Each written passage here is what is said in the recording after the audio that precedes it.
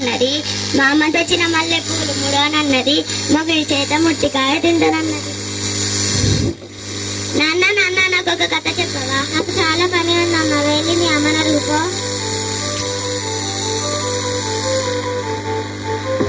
అమ్మ అమ్మ నాకు ఒక కథ చెప్పవా? నాన్న చెప్పమంటే చెప్పట్లేదు. అవునా, ఎంతో పని ఉందన్నాడా? అవునమ్మా. నాకు తెలుసు.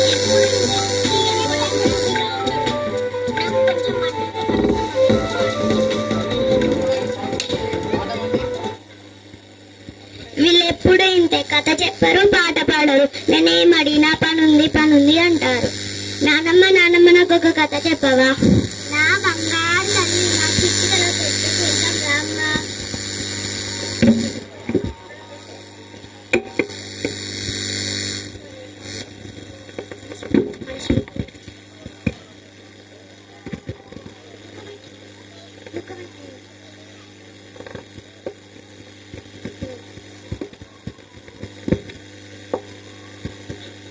ఏదో పాచిపోయిన వాసన వస్తుంది, ఏమిటి? ఏం లేదండి, నిన్న మిగిలిన ఉప్మా ఉంటే పడేయడానికి వెళ్తున్నాను. అంతే చేసావే? మీకోసమే తిను బలుస్తారని. దీని పేరు ప్రభావతి. కోపం చాలా అతి, అసలు లేదు మతి. ఇది చాలా పెద్ద కోతి, మీకు పగులుద్ది మూతి. అబ్బా, అయినా ఇంత చేసి పడేసే బదులు ముసలానికి పెట్టపోలే. అత్తయ్య, ఓ అత్తయ్య, మీకోసం ఉప్మా చేశాను, తినండి. అమ్మ ప్రభా, ఇది పాచిపోయిందమ్మా, తినలేను. పాచిపోయిందా? మీకోసం వేడివేడిగా జీడిపప్పులు వేసుకొని తెమ్మంటారా? పాచిపోయింది. అయినా ఈ వయసులో అంతంత తిని ఒలింపిక్స్కి వెళ్ళి వెయిట్ లిఫ్టింగ్ చేయాలా ఏంటి? సిగ్గు లేకపోతే చీ చీ. పెట్టింది తిను, లేదా ఒక మూలన పడి ఉండు.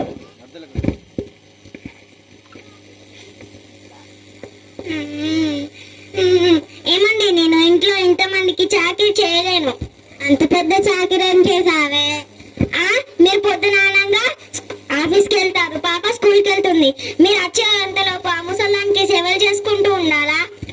అంత గొప్ప సేవలు ఏం చేసావే? మీకు చెప్పాలా ఏంటి? చెప్పకపోతే అర్థం చేసుకోలేరు. ఇప్పుడు నన్ను ఏం చేయమంటావో చెప్పు.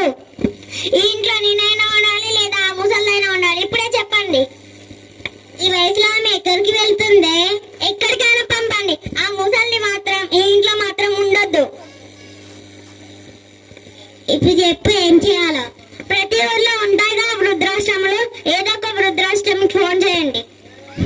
హలో, టెల్పుల్ ఓల్డేజ్ హోమేనా అండి? ఒక ముస్లామని మీ ఆశ్రమంలో చేర్చాలనుకుంటున్నామండి. కాదండి, అవి మా అమ్మ. సరే అండి. వస్తే అన్నదాలను మాత్రమే చేర్చుకుంటాం. అతనే అన్నదా అని చెప్పండి. హలో, కడప కాలేజ్ హోమేనా అండి? అవునండి. ఒక ముస్లామని మీ ఆశ్రమంలో చేర్చాలనుకుంటున్నామండి.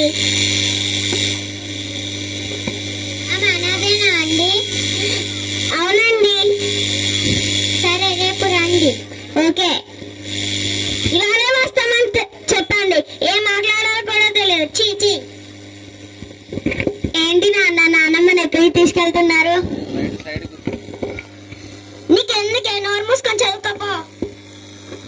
అమ్మ, నువ్వు వచ్చే బాగు, నువ్వు చెప్పు నాన్న, ఎక్కడికి తీసుకెళ్తున్నారు నానమ్మని?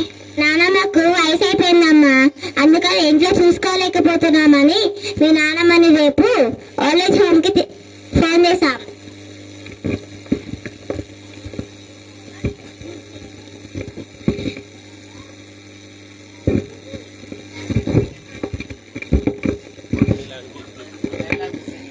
అవునా, అయితే ఆ నెంబర్ నాకు కూడా ఇవ్వు నాన్న.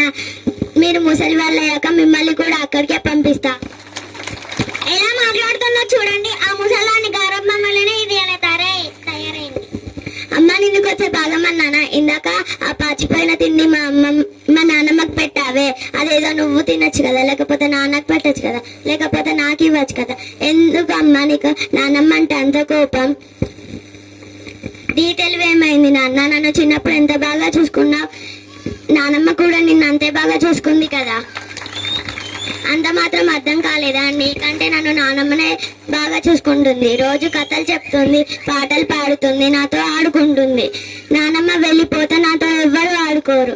అందుకే నానమ్మతో పాటు నన్ను కూడా పంపించండి, అప్పుడు మీరిద్దరే హ్యాపీగా ఉంటారు. అంత పెద్ద పెద్ద మాటలు మాట్లాడి మమ్మల్ని బాధ పెట్టకు తల్లి. మరి నానమ్మ బాధపడదా అమ్మా? మమ్మల్ని క్షమించి తల్లి. నన్ను కాదు, నానమ్మ దగ్గరికి వెళ్ళి అమ్మ కాళ్ళ మీద పడి నన్ను క్షమించమని అడగండి.